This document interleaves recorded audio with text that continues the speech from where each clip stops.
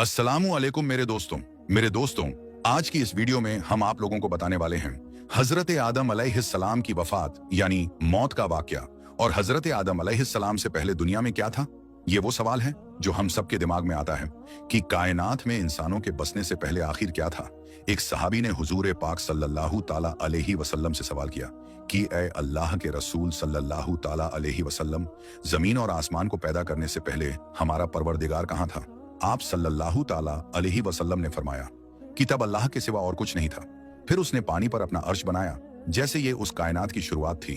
फिर अल्लाह ने कलम को पैदा किया और उसको हुक्म दिया कि लिख, और कलम ने अल्लाह ताला के हुक्म और उसके इल्म से कयामत तक होने वाला सब कुछ लोहे महफूज में लिख दिया।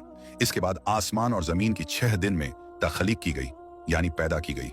यमन से आए हुए एक राजदूत ने हुजूर पाक सल्लल्लाहु ताला अलैहि वसल्लम से कहा कि हम आपसे दीन की समझ और कलम की शुरुआत जानने के लिए आए हैं। तो आप सल्लल्लाहु ताला अलैहि वसल्लम ने फरमाया, जिसका मतलब ये है कि सबसे पहले सिर्फ अल्लाह था, उसका अर्श पानी पर था। फिर उसने कलम को पैदा किया और उस कलम ने लोहे महफूज पर कयामत तक होने वाले तमाम वाकयात लिख दिए। फिर आसमान और जमीन को पैदा किया गया।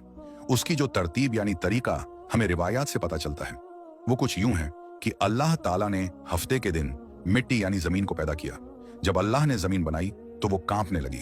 फिर अल्लाह ने इतवार को उसमें पहाड़ बनाया जमीन को सहारा देने के लिए, ऐसे जैसे इसमें कील ठोक दी गई हो। इससे जमीन ठहर गई। पीर के दिन उसमें दरख्त उगाए।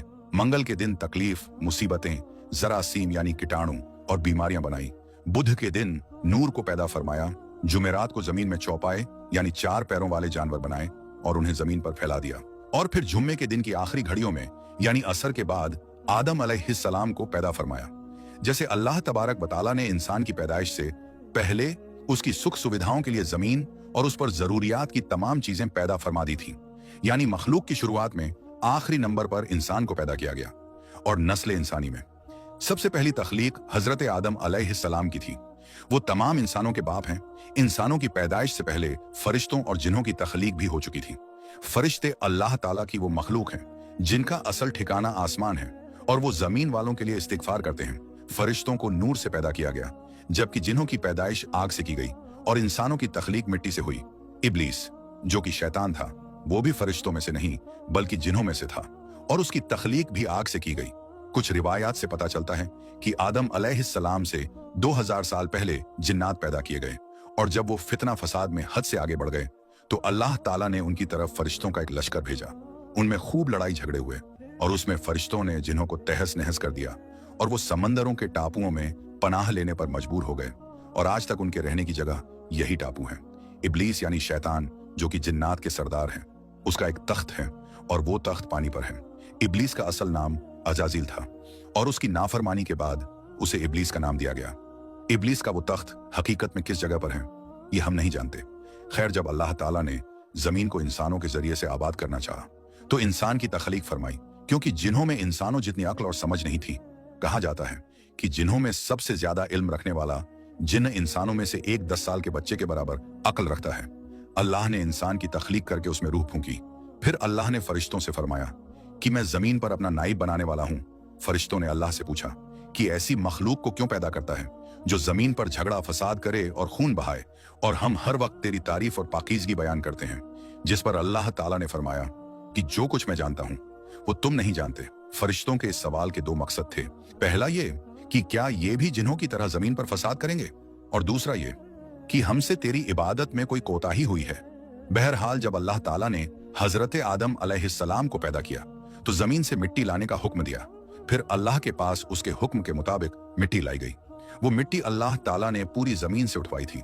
यही वजह है कि हजरत आदम अलैहिस्सलाम की औलाद जमीन के रंग के मुताबिक ही जाहिर हुई। कुछ लाल, कुछ सफेद, कुछ काले और कुछ उसके बीच इस मिट्टी को पानी से भिगोया गया तो ये 3 बन गई। कुरान मजीद में कुछ जगहों पर इंसान की तख्लीक के लिए तुर्राब का लफ्ज आया है, यानी कि सूखी मिट्टी, और कुछ बार 3 का लफ्ज आया है जो कि भीगी हुई या तर मिट्टी को कहते हैं। जब पानी को मिट्टी से भिगोया गया तो वो लेसदार होना शुरू हो गई। फिर अल्लाह ताला ने खुद अपने दस्ते मुबारक से उस मिट्टी से इंसान का ढांचा तैयार फरमाया। अल्लाह ताला ने इंसान की तख्लीक फरिश्तों के सुपुर्द नहीं की बल्कि इंसान को खुद एक मूर्ति की सूरत में ढाला। उसके बाद एक खास वक्त तक उसको छोड़े रखा, यहाँ तक कि वो गीली मिट्टी सूख गई और उसका रंग काला हो गया। और उसमें से बदबू आने लगी। फिर वो सुख करके खनखनाती मिट्टी बन गई और आखिर में आग पर पकी हुई मिट्टी की सूरत इख्तियार कर ली, यानी आग में पकी हुई मिट्टी जैसी बन गई, जिसे कुरान पाक में फखार कहा गया है। इस मिट्टी के लिए और भी कुछ अल्फाज कुरान मजीद में मिलते हैं, जैसे हुमायून यानी काली मिट्टी, मसनून यानी बदबूदार मिट्टी, सलसाल यानी खनखना कर बोलने वाली मिट्टी। तख्लीक आदम अल्लाह का एक करिश्मा है। इंसानों को एक बेहतरीन शक्ल अता की गई। उस वक्त इंसान का कद बहुत लंबा था और उनके बाद आने वाले लोगों के कद घटते चले गए। इंसानों में सबसे लंबा कद हजरत आदम अलैहिस्सलाम का था। एक रिवायत में हजरत आदम अलैहिस्सलाम का कद 60 हाथ बयान किया गया है। बहरहाल जब अल्लाह ताला ने इंसान का ढांचा बनाकर उसे सूखने के लिए एक खास वक्त तक छोड़े रखा, तो इब्लीस यानी शैतान उसके इर्द गिर्द चक्कर काटने लगा।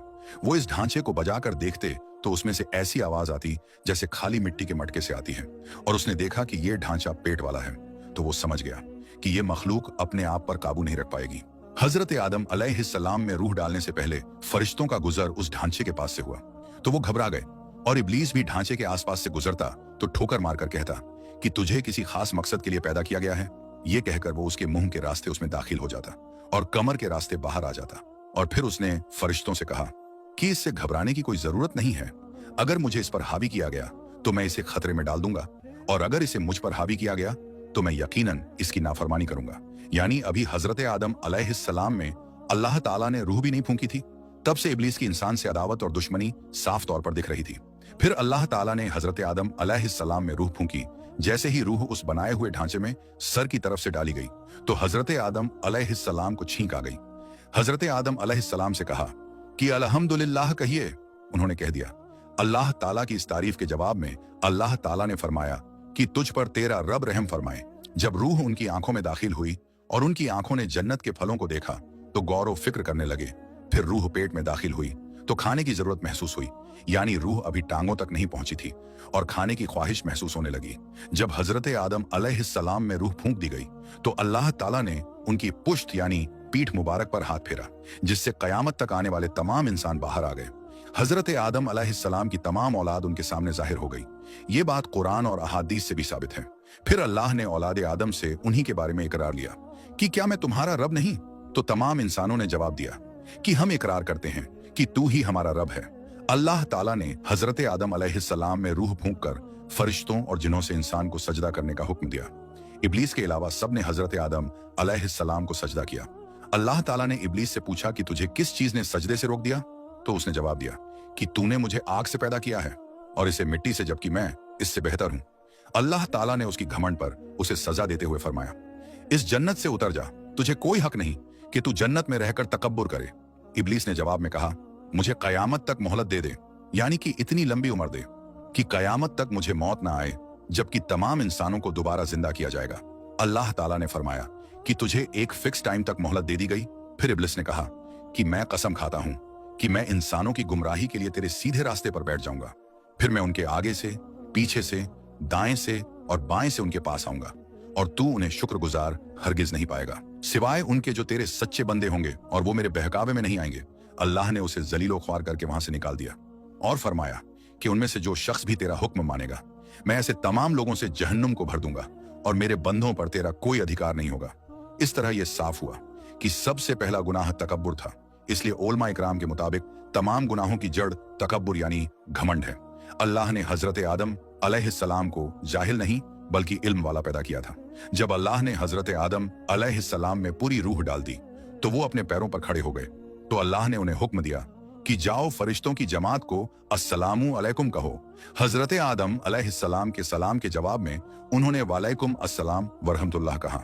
अल्लाह ताला ने फरमाया कि ये तेरा और तेरी औलाद का आपस में एक दूसरे को तोहफा और हदिया है। अल्लाह ताला ने हजरत आदम अलैहिस्सलाम को शुरू ही में सभी नाम सिखा दिए। वो अल्लाह ताला के हुक्म से आसमान और जमीन की हर चीज का नाम और उनका इस्तेमाल जानते थे। अल्लाह ताला ने इन तमाम चीजों का नाम जब फरिश्तों से पूछा तो वो इन चीजों के नाम नहीं जानते थे। फिर हजरत आदम अलैहिस्सलाम ने इन तमाम चीजों के नाम बताए। तब अल्लाह ताला ने फरिश्तों से फरमाया कि क्या मैंने तुम्हें नहीं कहा था कि मैं वो जानता हूं।